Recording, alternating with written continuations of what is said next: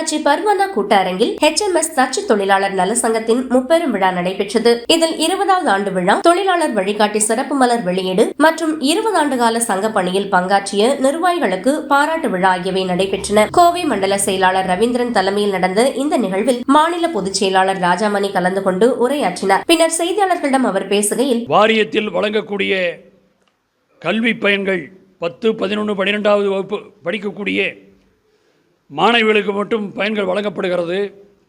மாணவர்களுக்கும் வழங்க வேண்டும் என கோரிக்கை வைத்திருக்கிறோம்.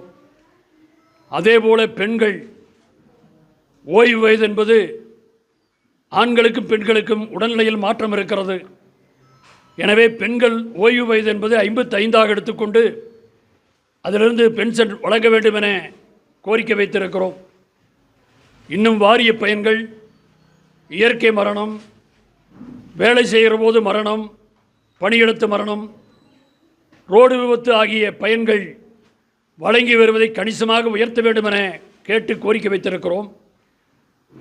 குறைந்தபட்ச ஓய்வூதியம், வயதான காலத்தில் அவர்களுடைய மருத்துவ செலவை ஈடுகட்டி ஓரளவு வாழ்வதற்கு குறைந்தபட்ச ஓய்வூதியம் 5000 ரூபாய் வழங்க வேண்டும் என கோரிக்கை வைத்திருக்கிறோம். இந்த கோரிக்கைகளை தமிழ்நாடு அரசு நலவாரியத்தின் மூலம் நிறைவேற்றி கொடுக்க வேண்டும் என்று நம்புகிறோம்.